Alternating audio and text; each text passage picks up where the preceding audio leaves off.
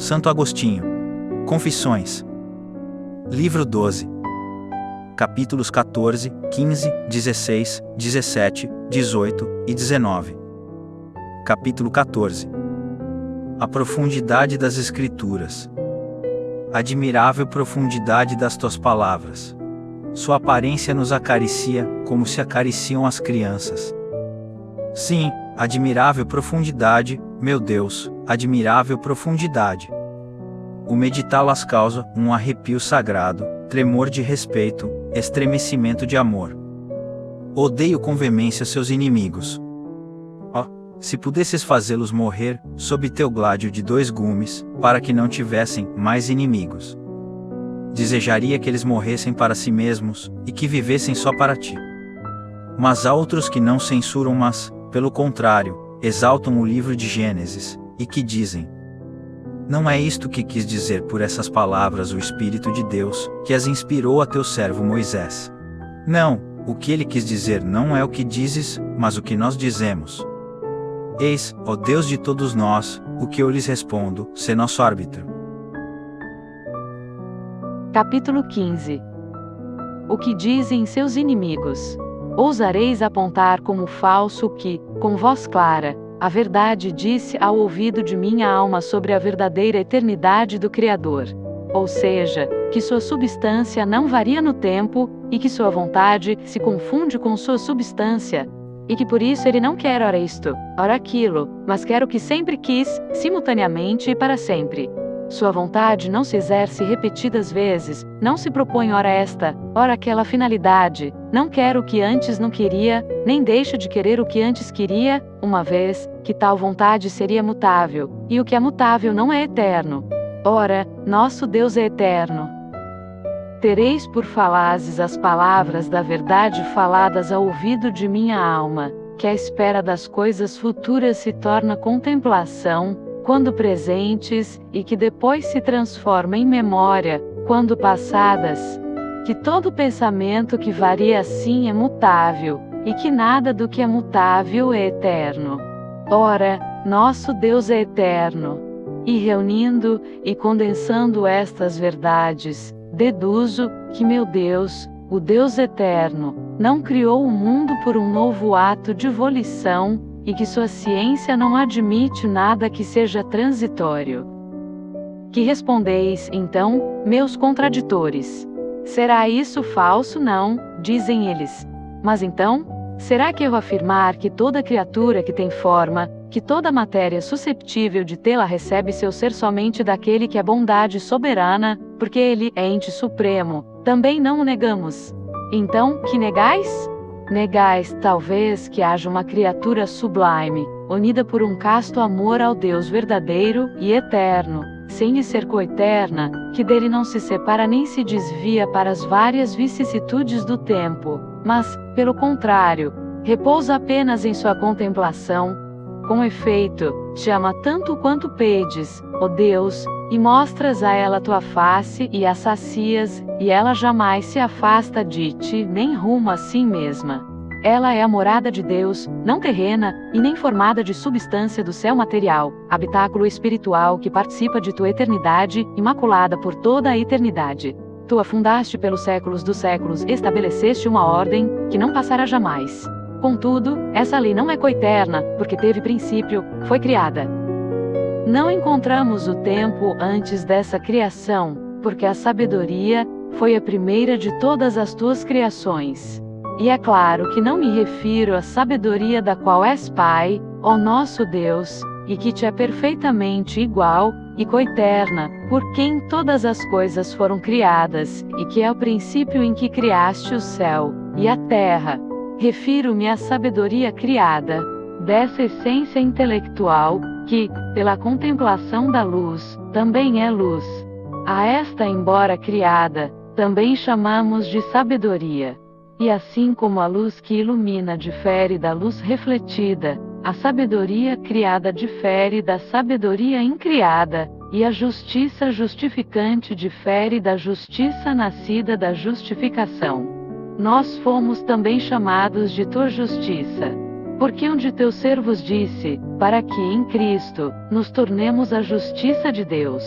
Há, portanto, uma sabedoria criada antes de todas as coisas, e ela foi criada como espírito racional e inteligente, que habita a tua cidade santa, nossa mãe, que está no alto, livre e eterna nos céus. Em que céus? Senão aos céus dos céus, que te louvam, esse céu que pertence ao Senhor?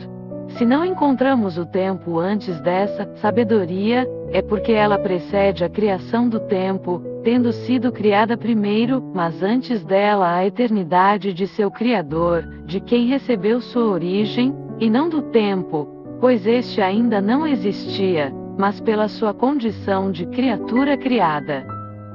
Ela procede, pois, de ti, nosso Deus, embora seja de essência absolutamente diversa da tua.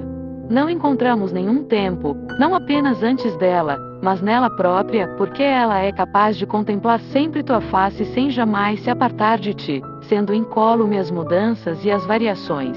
Contudo, há nela certa mutabilidade que poderia torná-la tenebrosa e gélida, não fosse o grande amor que a une a ti, e que brilha como meridiana luz e calor. Ó morada luminosa e pura! Amei tua beleza e o lugar onde mora a glória de meu Senhor, teu Criador e Possuidor. Por teu suspiro durante meu exílio. Peço àquele que te criou que me possua também em ti, pois também me criou. Errei como ovelha desgarrada, mas espero ser reconduzido a ti nos ombros de meu pastor, teu arquiteto. Que me respondeis a isto, meus contraditores, vós que também considerais Moisés um servo piedoso de Deus, e seus livros como oráculos do Espírito Santo.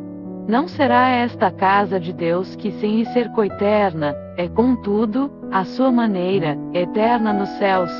Em vão buscais aí as vicissitudes do tempo, pois não as encontrareis, uma vez que ela transcende toda a extensão, toda a volubilidade do tempo, e sua felicidade é estar intimamente unida a Deus para sempre, assim é, dizem eles.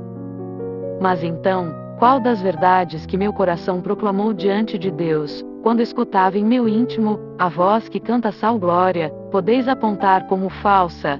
O que disse sobre matéria informe, na qual não podia haver ordem por carecer de forma.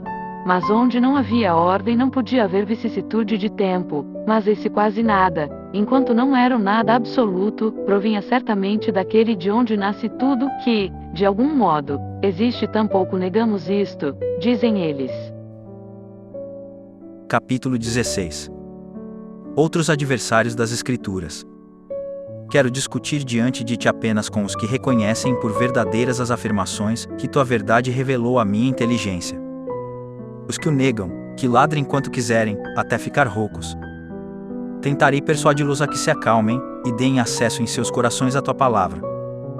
Se não o quiserem, e me repelirem, peço-te, meu Deus, que não te cales, não te afastes de mim. Fala com verdade em meu coração, porque só tu podes falar assim. E eu os deixarei fora, soprando pó, e levantando terra contra os próprios olhos. Retirar-me-ei em mim mesmo, levantando a ti cânticos de amor, soluçando altos gemidos durante meu exílio, lembrando-me de Jerusalém, voltando para ela meu coração, Jerusalém, minha pátria e minha mãe, e parte, que reina sobre ela, seu pai, sua luz, seu tutor, seu esposo, suas castas e grandes delícias, sua firme alegria, enfim, todos seus bens inefáveis, porque és o único, soberano e verdadeiro bem. Não me apartarei de ti até que reúnas todas as partes dispersas e deformadas do meu ser na paz dessa mãe muito amada, onde estão as primícias de meu espírito, e de onde me vêm todas as certezas, e nela me reformes e confirmes por toda a eternidade, ó meu Deus, minha misericórdia. Aqueles que, sem negar essas verdades, respeitando tua escritura sagrada, obra do piedoso Moisés, e reconhecendo nela, conosco, a mais alta autoridade a seguir, e contudo nos opõem alguma objeções, dirijo estas palavras: tu, que és nosso Deus, serás árbitro entre minhas confissões e suas objeções. Capítulo 17. Opiniões diversas sobre o céu e a terra. Eles dizem, sem dúvida, isso é verdade, mas não era isso que Moisés queria exprimir quando, inspirado pelo Espírito Santo, escreveu: no princípio criou Deus e céu e a terra pela palavra céu. Ele não quis significar essa criatura espiritual ou intelectual, que contempla eternamente a face de Deus, e pela palavra terra, uma matéria informe que quis dizer então, o que nós afirmamos, respondem, isso é o que Moisés quis dizer, e o que expressou naquelas palavras. É que afirmais pelas palavras céu e terra, quis significar, em primeiro lugar, globalmente, e de forma concisa, todo o mundo visível, para em seguida pormenorizar, enumerando os dias, ponto por ponto, esse conjunto que aprouve ao Espírito Santo designar com uma expressão global. O povo rude e carnal, ao qual falava era constituído de homens tais que julgou conveniente dar-lhes a conhecer apenas as obras visíveis de Deus.